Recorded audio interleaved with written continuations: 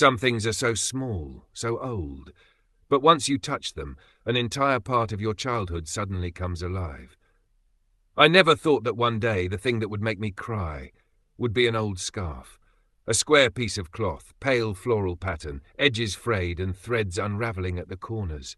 Nothing remarkable, unless you knew it belonged to my mother, who quietly left this world during last year's rainy season. Our little countryside house sits beside a red dirt road. These past few seasons it had begun to feel more and more deserted. The front wall that my mother used to whitewash every Tet is now mottled with moss. The trellis of Tonkin jasmine she once planted no longer blooms. And me, the daughter who once tucked herself into the folds of her mother's ao-baba to escape the sun, returned here quietly to clean out the old house. The truth is, I had been putting it off for half a year. After Mom passed away, everyone kept telling me, "You should go home and tidy up the house. The longer you wait, the colder it feels." But I couldn't bring myself to do it. That kitchen, that old hammock, even that rickety wardrobe, every corner still carried her presence.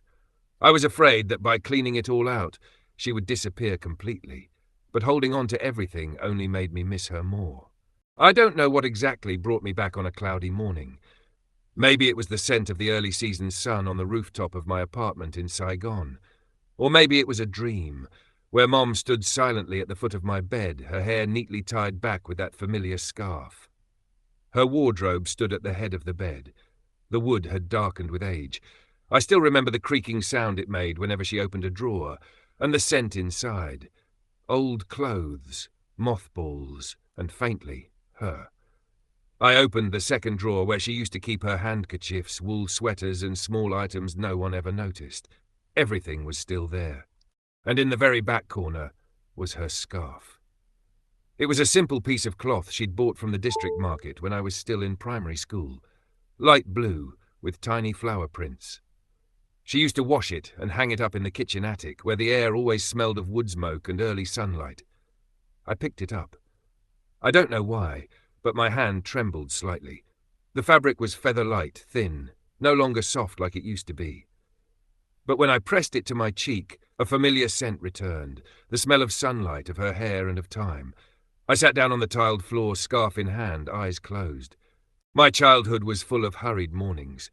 Mom was always the first to rise.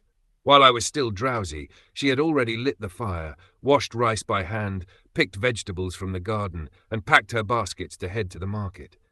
Every morning, she wore her ao-baba, swept her hair back, and tied it neatly with that scarf. The way she tilted her head, gracefully gathered her hair, then knotted the scarf at the nape of her neck. It's still vividly etched in my memory, like an old film reel. I once asked Mom, "Why don't you use a hair tie like my teacher?" She just smiled. "I'm used to the scarf, dear. It doesn't give me headaches, and it lasts longer." Back then, I didn't understand what lasts longer meant. Now I do. She meant things that were simple, cost little, and could be used for a long time. There were hot, sweltering days when her hair would be soaked in sweat, but the scarf always held firm. On rainy days, I'd watch her remove it, wash it, and hang it to dry near the pot lid in the kitchen. The clean fabric, mixed with smoke and rain, had a scent I'll never forget. I used to hate that scarf. As I got a bit older, I noticed how my friends' moms wore dresses, carried handbags, and wore perfume. My mom wore her ao-baba, plastic sandals, and always tied her hair with that scarf. I used to wish she could be a bit more stylish. At the very least, not wear that old scarf when picking me up from school. I remember feeling embarrassed, frowning every time she tied it, and smiled, saying, "I'm going to school to see how your teacher teaches." What I didn't know was she had worn that scarf throughout her youth, throughout her entire life of hard work.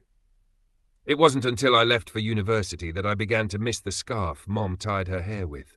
On rainy afternoons in Saigon, I longed for her hugs, her soup, and the sound of her calling. "Come eat, I just finished tying my hair." I opened the drawer once more. Underneath the scarf, I found a small plastic box. Inside were a few old hair clips, some stretched-out rubber bands, a plastic comb with a broken tooth, and a piece of paper folded in quarters, her handwriting a little shaky. "Keep this scarf safe. I'll need it when I go to the temple. Don't lose it, okay, dear?" I rested my head on the drawer and cried, unable to hold back the tears. Mom never made it back. The scarf is still here, but she is not. I used to think grief was something huge, something loud and earth-shaking. But no, real grief is when you hold an old scarf and realize the person who tied it every day is gone forever.